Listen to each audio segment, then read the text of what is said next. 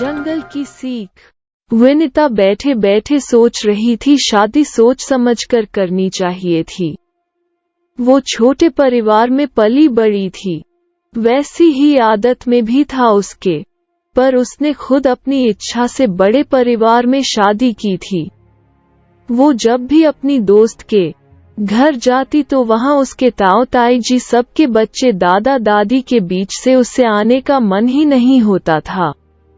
कितना प्यार, हंसना, बोलना, खेलने को इतने लोग अपने घर में, तो कभी कभी वो अकेले कमरे में बैठी रहती। दोस्त के घर कोई अकेलापन नहीं होता था, तभी से उसका मन था बड़े परिवार में शादी करूंगी। पर ये क्या, यहाँ वो उसी अकेलेपन को तरस जाती। ऊपर से बड़े जेठ अपने व्यापार में उसके पति के पैसे से अपनी संपत्ति बनाए जा रहे थे। रौनक बोलते, मैं समझता हूँ तुम्हारी बात, पर परिवार का मतलब यही होता है। छोटी बहन की शादी सर पर थी, सबकी नजरें भी मानो रौनक से ही सारी उम्मीदें लगाए बैठी थी। उफ, अभी हम अलग रह रहे होते तो महल बना चुके होते। वो सोच ही रही थी कि रौनक आ गए वो मुंह फेर लेती है। इस इंसान को कुछ भी समझाना बेकार है। रौनक समझ जाता है अनकही बातें। यही शायद इस रिश्ते की खूबसूरती थी। रौनक प्यार से बोला, विनी चलो हम 2 दिन के लिए रामनगर चलते हैं।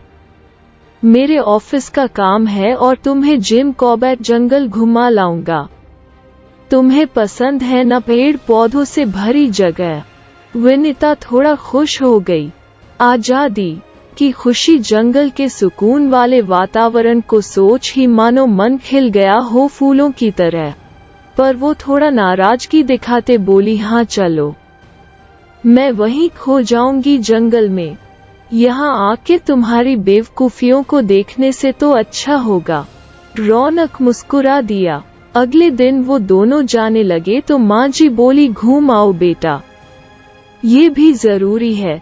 फिर आके रीना की शादी के ढेरों काम तुम्हें ही तो करने हैं। मेरी सबसे समझदार पढ़ी लिखी बहू तो तुम ही हो। विनिता ने मन ही मन सोचा, नोच के खा जाओ हमें, मीठा मीठा बोल के। पर वो मुस्कुरा के निकल गई, जैसे सही में उसे लौटना ही नहीं था यहाँ। वो तो सोच के जा रही थी कि रौनक की सोच 2 दिनों में पलट देगी। इतनी ताकत तो थी ही उसके प्यार में, और वो फिर से मुस्कुरा दी। होटल में आराम करते करते थक गई थी विनिता। एक दिन तो रौनक अपने ऑफिस के काम में ही लगा रहा। रात को थका आया तो वो गुस्सा करते हुए बोली, क्या है, मैं पूरा दिन अकेले निकाल दी। रौनक बोला, अरे घर पे तुम्हें अकेला रहने को नहीं मिलता, मुझे लगा आज तुम खुश होगी। विनिता घबरा के बोली, हाँ वो तो है ही, मैं आज चैन से रही, किताबें पढ़ी, सोई, आह मजा आ गया। रौनक मुस्कुराया, यही तो मैं चाहता था, तुम्हारी खुशी। फिर रौनक थका हुआ था तो खा के सो गया। विनिता तो थकी ही नहीं थी। वो लेटे लेटे सोच रही थी घर पे तो रात कब हो जाती, कब नींद आ जाती पता ही नहीं चलता था। खैर वो सो गई। सुबह नाश्ते के बाद दोनों जंगल घूमने निकले। विनिता को शुरू से प्रकृति से बेहद लगाव था। वो खुशी से चारों ओर देख रही थी। कभी बड़े बड़े पेड़ कोई सीधे खड़े, कोई ऐसे घने कि पक्षियों को छुपा ले तो कोई ढूंढ ना पाए। रौनक बोला, ये जंगल एक बड़े परिवार से नहीं लगते? विनिता वैसे ही सोचने लगती है। रौनक बोला, देखो बड़े बड़े पेड़ जैसे माँ पिता, कुछ छाया देते हैं, कुछ यूं ही खड़े, पर इनके वजूद से जैसे ताकत मिलती है। उसने विनिता को दिखाते हुए कहा, ये देखो, ये छोटी लताएं कैसे सहारा लेके ऊपर उठ गई। इतना ऊपर, वाह, क्या पेड़ को घमंड होता होगा कि मैंने ऊपर तक पहुंचाया है। विनिता रौनक की बातों को समझ नहीं पाई। वो बोली, हाँ यहाँ बहुत अच्छा लग रहा है। रौनक बोला, कितने पास पास हैं, सब जड़ों में लड़ाई होती होगी।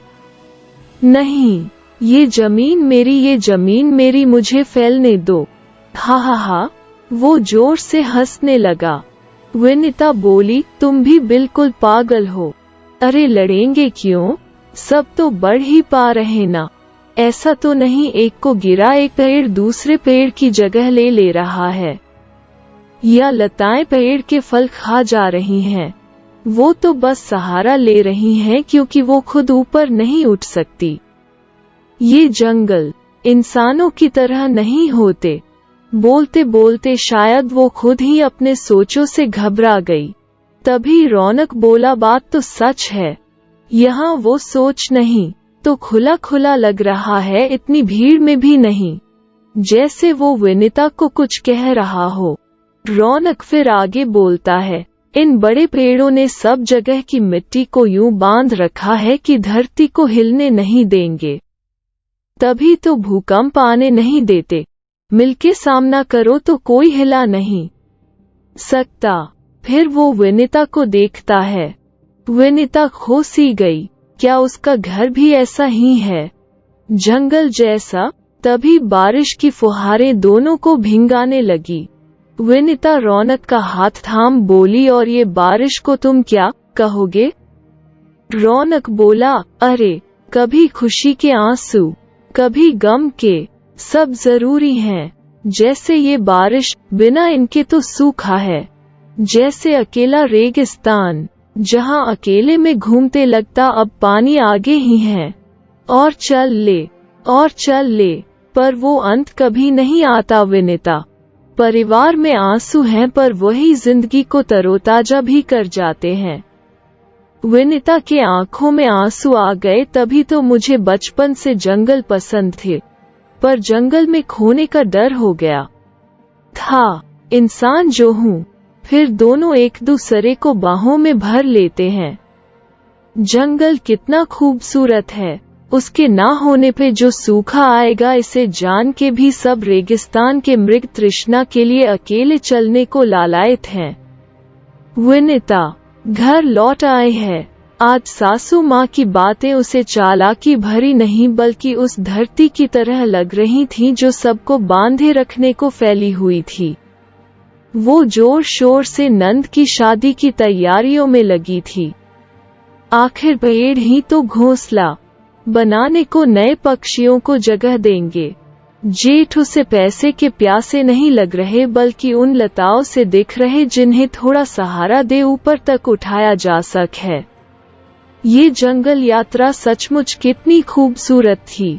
जो हम नहीं समझ पाते उन्हें ये कैसे बिन बोले समझा देते हैं।